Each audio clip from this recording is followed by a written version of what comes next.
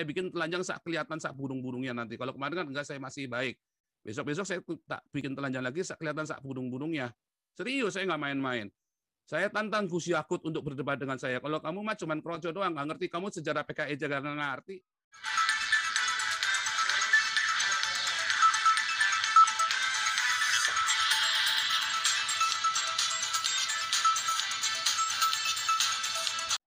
Bahwa wawasan dari bangsa Indonesia literasinya kan masih rendah, Mas Paul. Jadi mungkin ini yang perlu dipikirkan. Kalau tobat bro, tobat. Saya kira begitu, mohon maaf. Ya, oke. Jadi begini ya, saya jawab ya. Saya jawab ya. Jadi begini, satu. PKI ini faktanya memang didirikan oleh para santri, Semaun ya. Bahkan si DNID itu pun juga tukang baca Quran, rajin ngaji. Sneflit, Pak. Sneflit. Loh. Sneflit itu dia itu orang Belanda, ya kan? Iya dong. Iya. Bagaimana dia bisa bagaimana? Dia kan mendirikan Partai Komunis Hindia, bukan Partai Komunis Indonesia. Iya, Partai Komunis Hindianya. Dan dia sendiri kan memang dia nggak laku di Belanda, nggak laku. Partai Komunis itu di Belanda nggak laku. Ya, saya tahu. Makanya dia tahu aja Pak Paul, Partai Komunis hubur di tanah Arab. Sebentar, Pak, jangan Pak, jangan dipotong, Pak. Kalau saya lagi ngomong, nanti saya blank, Pak. Kalau saya lagi ngomong dipotong, ntar saya nggak nyambung lagi tadi ngomong apa, Pak. Siap. Saya mute semua ya. Saya mute semua ini ya. Yang saya nyalakan cuman ini aja, Pak ini aja, Pak Fadil aja. Siap. Soalnya kalau saya lagi ngomong dipotong, nanti saya lagi ngomong apa nyambung, nanti dipotong orang, nanti fitnah lagi. Ya, ini saya unmute lagi Pak Fadil. Silakan dinyalakan Pak Fadil Giron. Siap. Siap. Ya, jadi begini. Partai Komunis ya itu sudah jelas sekali bahwa didirikan oleh satu yang namanya orang Belanda ini, si Sneflit itu. Satu-satunya orang Belanda. Yang lain Semaun ya. Juga Tan Malaka. Mereka semua dari syariat Islam. Ya kan? Benar nggak? Syariat Islam toh? Beda. Tan Malaka beda. Tan Malaka beda, Mas. Tidak dari syariat Islam. Semaun dari syariat Islam. Kalau Semaun syariat Islam. Lah, sekarang ngomong beda. Partai Komunis Indonesia berarti gini Pak, Bapak ini masalah PKI sudah saya bahas bersama dengan teman-teman. Videonya itu kalau nggak salah 3 jam lebih ya. Jadi itu semua ada di sejarah semua. Bahkan itu semua sudah dibahas bolak-balik bahwa PKI adalah SI merah. Kemarin wartawan Metro pun sudah mengakui bahwa PKI adalah SI merah. Itu ya kan? Perannya, mohon maaf, itu perannya Sneflit. Jangan dipotong, Pak. Jangan dipotong, Pak. Tadi kan nggak bisa. Bapak tadi sudah saya kasih kesempatan ngomong 5 menit lebih, Pak. Giliran saya ngomong sekarang. Siap. Nah, itulah kebiasaan kalian orang Islam kalau orang ngomong dipotong. Sehingga nggak pernah tuntas. Boleh nggak saya ngomong sekarang? Iya. Siap. Ya tadi kan saya ngomong, saya nggak setuju dengan omongan Bapak semua itu salah semua, tapi nggak saya potong, saya diem kan, ya. Sekarang giliran saya ngomong, itulah kenapa saya teriak dengan keras. Jadi PKI itu adalah SI merah, sudah jelas. Nah, idenya dari mana? Idenya dari si Sneflit itu, si orang Belanda satu ini. Sementara komunis sendiri di Belanda nggak laku, bahkan di Jerman saja partai komunis nggak laku. Nah, jadi mereka bikin di sini. Nah, tapi nggak ada yang responi, nggak ada yang responi siapa? Ada nggak pendeta Kristen meresponi? Nggak ada. Adanya siapa? Si syarikat Islam ini. Tan Malaka pun adalah seorang orang Islam yang saleh. Bahkan Haji Misbat pun ikut terlibat di dalamnya. Nah, kemudian ada lagi DNID itu juga terkenal. Musuh juga orang pesantren. Semua orang-orang Islam. Ada nggak pendeta yang terlibat di dalam PKI? Nggak ada. Ya, nah itu satu. Kedua, apakah NU benar-benar moderat? Oh, banyak sekali. NU itu membunuh 3 juta orang yang dituduh PKI. Itu sudah menjadi pembahasan yang udah open semua, terbuka semua di semua media-media. Kalau Bapak mau sangkal, jangan menyangkal saya. Bapak sangkallah orang-orang yang sudah membahas itu sebelumnya. Siap. Nanti saya klarifikasi ya, boleh ya? Jadi gini, Mas. Bentar, saya belum selesai. Ya, saya belum selesai. Belum dong, nanti dong. Kamu nggak sabaran amat. Iya, ngomong terus. Iya dong. Oke. Indonesia, santai. Iya, nah, apakah Gus Dur itu moderat? Jelas. Gus Dur itu adalah santo bagi saya. Kalau Gus Yakut itu Santoloyo. Kalau Gus Dur jelas santo. Jelas itu. Sudah tidak diragukan lagi kesantoannya. Ya, kalau ditanya Gus Dur masuk surga, saya yakin karena dia percaya Yesus adalah Tuhan dan juru selamatnya, maka saya percaya Gus Dur masuk surga. Tetapi kalau Gus Yakut, oh jelas dia Sontoloyo. Nyatanya sekarang ini semua yang dia lakukan apa sih selama 6 bulan ini? Nggak ada. Dia cuma bacain ayat Alkitab doang. Kenyataannya memang begitu. Nyatanya HKBP Jombang, kalian kan banyak di Jombang tuh. Itu urus tuh HKBP di Jombang yang ditutup. Kemana kalian waktu gereja-gereja ditutup? Ya kan? Waktu Natalan aja kalian jaga-jaga baik-baik, dikasih nasi bungkus, dikasih uang juga kan? PGI itu kan ngasih uang ke Banser. Oh, ada kok beritanya jelas. Sekarang kalian kemana waktu gereja ditutup? Nggak ada satupun yang nongol Banser. Tidak ada satupun Banser yang nongol waktu nongol. Moderat apa gundulmu peang moderat? Ya kan? Mana moderatnya di mana? Boleh aku ngomong? Belum. Gantian. Lu sange amat pengen ngomong nanti dong. Diam dulu dong. Saya ngomong dulu biar selesai. Lalu sekarang kamu bilang NU moderat. NU bunuh 3 juta orang loh. 3 juta orang yang dianggap PKI. Itu tuh sadis sekali loh. Sadis sekali loh. Terus di mana moderatnya? Pembakaran-pembakaran gereja.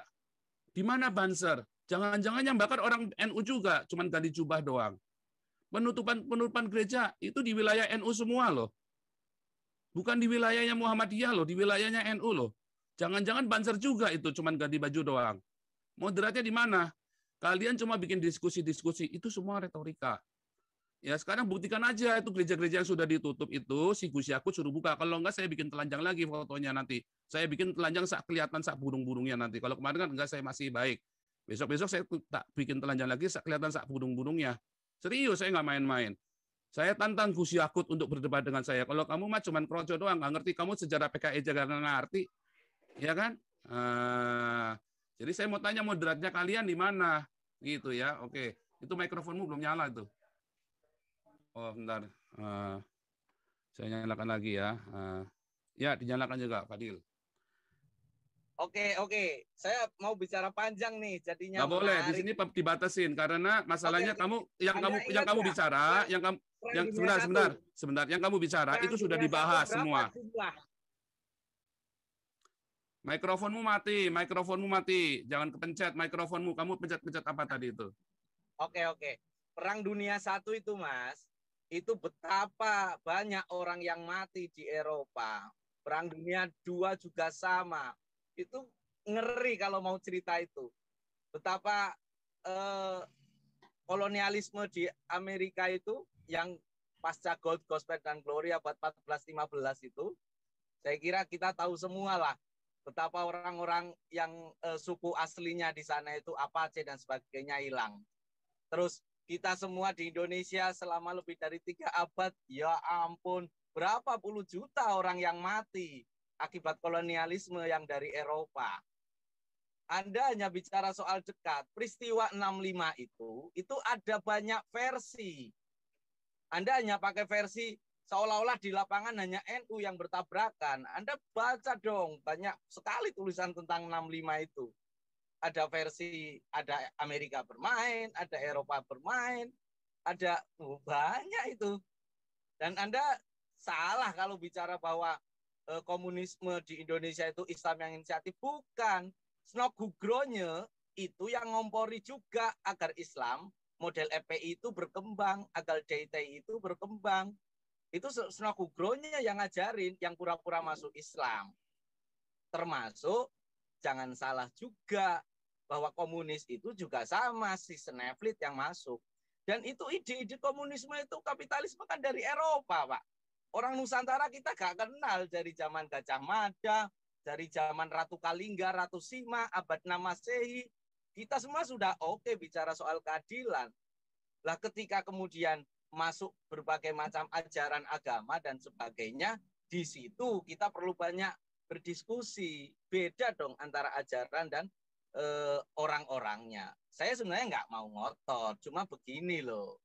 Saya sudah tahu bahwa ketika istrinya Gus Dur, Bu Sinta Nuriyah, itu dipukuli oleh FPI tahun 2005, kita ada di sana, Pak. GKI Yasmin, kita ikut demo membantu. Tanya itu ke Katolik atau Buddha yang ada di Malang itu dulu saya saat mahasiswa. Tanya itu.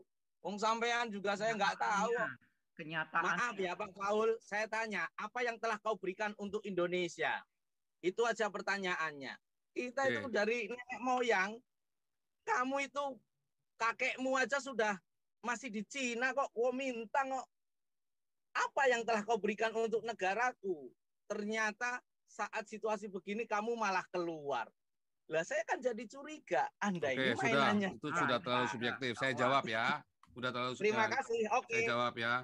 Jadi ya saya tadi sudah membahas NU dengan Banserto. Kamu bawa ke Islam. Nah sekarang kalau kamu tanya ya, kalau tanya Perang Dunia I, kamu tahu nggak Perang Dunia I itu adalah Jerman sama Turki dan negara-negara Islam yang memulainya. Karena negara-negara Islam ingin berpihak pada Jerman supaya mereka lepas dari Eropa. Ya, saya tahu lah, NTT. Ya, jadi kan Islam lagi kan? Jadi Islam lagi. Sebentar, jangan dipotong dong. Kayak kan tadi kamu ngomong saya diam aja. Ini kebiasaan orang Islam ini loh. Ya, orang Islam itu seneng paling ya itu tadi ya, karena saya tadi cara berpikirmu itu. Kedua, ya. Perang Dunia Kedua itu siapa sih yang mulai? Hitler sama Palestina. Mufti Islam juga. Si Mufti Islam ini dia menghasut orang-orang negara-negara Arab untuk berpihak pada Hitler. Sehingga terjadilah pembantaian 6 juta orang Yahudi. Supaya 6 juta Yahudi ini nggak pulang ke Palestina. Siapa inisiatifnya berarti? Orang Islam. Itu ya. Ini udah jelas sekali. Gold Glory Gospel. Oh itu salah kamu. Gold Glory Gospel itu. Mereka itu membedakan antara gospel dengan pencapaian. Apakah itu penjajahan? Bukan. Mana mungkin ya Belanda yang kecil, lebih kecil daripada Jawa Tengah, bisa menjajah Nusantara yang begitu luas, yang luasnya 20 kalinya. Itu berarti orang goblok banget tuh kalau sampai bisa begitu. Bahkan Mongolia yang lebih besar daripada Nusantara aja kalah sama Majapahit. Tetapi sejak Islam masuk ke Majapahit, sejak Islam mengalahkan Majapahit, merusak Majapahit, ya mana bisa sih Islam bisa tegak berdiri? Didatangi Belanda dagang, dijual tanahnya. Yang penting bisa ngalahin Trunojoyo. Maka tuh saya kasih seluruh Pantura. Dikasihlah Pantura kepada Belanda. Trunojoyo pun ditangkap. Tapi perangnya 7 tahun. Akhirnya kasihlah tanah Salatiga dan sekitarnya. Kemudian tiba-tiba anaknya si Amangkurat 5 kalau nggak salah ya. Apa sih Sunan Ampel itu yang mati di Ampel di Tegal itu. Dia bilang, kamu pergi. Loh, nggak bisa. Kamu kan sudah bilang kasih Pantura buat saya, kata Belanda. Ya, pokoknya kamu pergi. Loh, nggak bisa. Kita sudah ada perjanjian. Saya kalahkan Trunojoyo. Jadi, bilang si Amangkurat, ya kita perang. Oh, Belanda bilang, ayo perang. Orang kita sudah ada perjanjian kok. Lu kan jual kemarin. Tanah Pantura itu buat saya kasih, supaya, tapi saya tangkap Trunojoyo buat kamu. Jadi, intinya, ya Nusantara itu dijual sama Sultan Islam. Lalu Sultan Islam mengkhianati perjanjian itu dan terjadilah perang karena tidak ada hukum internasional. Kalau sudah tidak ada hukum internasional, maka terjadilah perang beneran. Dan ketika terjadi sudah perang beneran, ternyata kalah kesultanan Islam ini kalah perang. Kalau sudah kalah perang, orang kalau sudah lempar dadu di meja, sak bini-bininya, sak anak-anaknya pun bisa dijual. Nah, itu yang terjadi dengan kesultanan Islam. Lalu kamu bilang korbannya banyak itu perbudakan. Siapa bilang Dendels nggak pernah bayar? Jalan Dendels itu sudah dibayar, kamu bacanya kurang banyak tuh. Jalan Dendels itu sudah dibayar sama Dendels itu. Cuma dikorupsi sama orang-orang Islam, sama bupati-bupati yang agamanya Islam. Sehingga kalian bilang itu perbudakan. Itu ada, kamu bilang Dendels sudah membayar jalan Anyer Panarukan. Itu peneliti LIPI, Dr. LIPI yang bikin risetnya itu. Sudah ada bukti-bukti pembayarannya. Itu semua Dr. LIPI yang bikin. Jadi yang kamu ngomong itu hoax semua. Dan kamu sudah biasa dibohongin dengan hoax, di-framing dengan hoax. Karena pada kenyataannya nggak ada tuh yang kamu ngomong itu semua kamu separuh benar semua. Ya, kalau Jepang ya tidak dibom, ibu kamu masih jadi geisha Jepang. Kalau kamu tanya prestasi saya apa buat Indonesia, hari ini prestasi saya, hari ini suara minoritas diteriakan semua atas Indonesia dengan taruhan nyawa saya dan keluarga saya. Ya, jadi itulah bukti bakti saya, bukti cinta saya kepada Indonesia. Sekarang saya tanya kamu itu jasa kamu buat Indonesia apa? Nggak ada jasa kamu buat Indonesia. Kalau saya jelas berjasa buat Indonesia. Cinta saya buat Indonesia dengan taruhan nyawa saya dan nyawa anak istri saya. Ya. Terus kalau kamu tanya, saya lari Kenapa dulu nenek moyang saya? Itu urusan nenek moyang saya. Ya, jadi kita tidak bisa menyalahkan nenek moyang saya lari kemari. Kita semua punya hikmat, kita semua punya cara how to survive. Karena kalau kamu berkata bahwa itu adalah kalau gitu nanti lari lagi dari Belanda. Oh, salah kamu.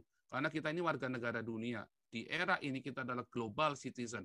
Tidak ada yang namanya satu, oh ini orang Tionghoa, oh ini orang Jawa, oh ini nggak ada. Kita ini global citizen. Kita itu bisa menjadi warga negara dunia. Itulah sebabnya negara-negara maju membolehkan double kewarganegaraan. Karena ini kita nggak didominasi. Kalau kamu bilang lagi tadi gagal literal, oh iya, berarti itu bukti bahwa Islam gagal di Indonesia. Makanya sudah berdiri sejak tahun 1945, induk negaranya masih bodoh aja, masih ngurusin agama. Kapan majunya kalian? Gitu ya. Saya kira sudah cukup waktunya. Karena nanti kamu kamu udah muter-muter lagi tuh. Gitu ya, Pak Fadil Kirom ya.